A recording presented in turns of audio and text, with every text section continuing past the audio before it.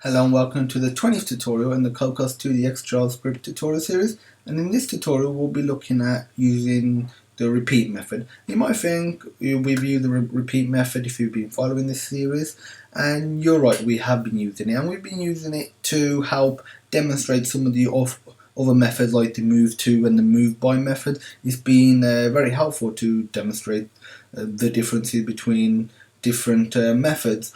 But I haven't done a video dedicated just to the repeat method and how to use it on its own, so I'm going to do that now. And this video is also good if you don't want to watch the other videos and you just want to know about the repeat method, so you can skip to this and just learn about the repeat. And this tutorial seems you've done tutorial 3. If you haven't, as usual, there'll be a link in the description to the source code. If you want the source code for this tutorial, there will also be another link for the source code from this tutorial. But let's just open up the Xcode project from tutorial 3 and get started.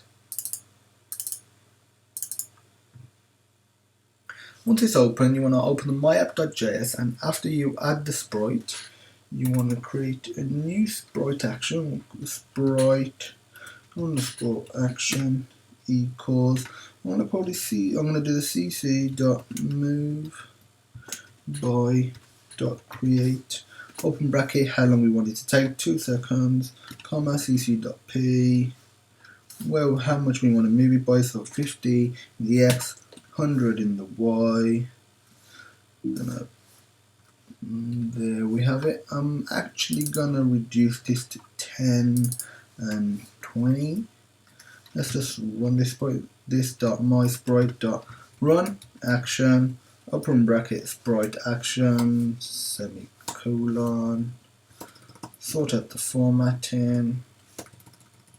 And you might be thinking, let's just run it. You might be thinking, why are we doing the move by if we're doing the repeat, considering the move by has already been covered? I'm just doing the move by to illustrate how a single method like this works on its own, and then how the repeat affects a method like this. As you see, over 2 seconds, it moved 10 pixels to the right, so the x, and 20 pixels up, so the y. But what we're going to do, we're going to enclose all of this inside a cc repeat method. So cc.repeat.create, open bracket, close the bracket, and now if we just need to specify how many times we want it to repeat. I'm going to put 4 times.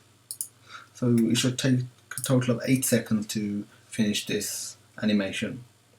As you can see, it's clearly going a lot higher than it was before. It's actually going 4 times higher and 4 times further to the right as well. So that's how you use the repeat action. But in previous tutorials, what we did was we actually created a repeat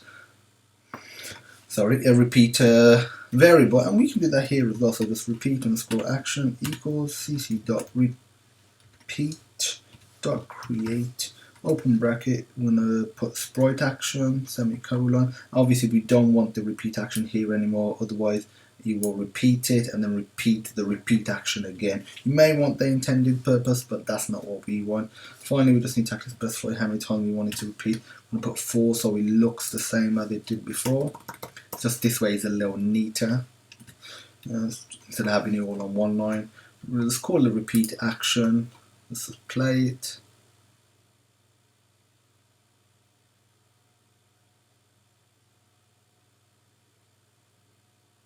As you can see, it moved 4 times further away than we originally did it with the move by method on its own, but it was the exact same end result as the previous way. It's just a little nicer in terms of coding. It's a split up a little more, it's a little more modular, but you can do it the other way if you want to. That's the repeat action done. In the next tutorial, we'll be looking at the repeat forever method, but that's for the next tutorial. And as usual, there'll be links in the description for all the required source code, and thanks for watching.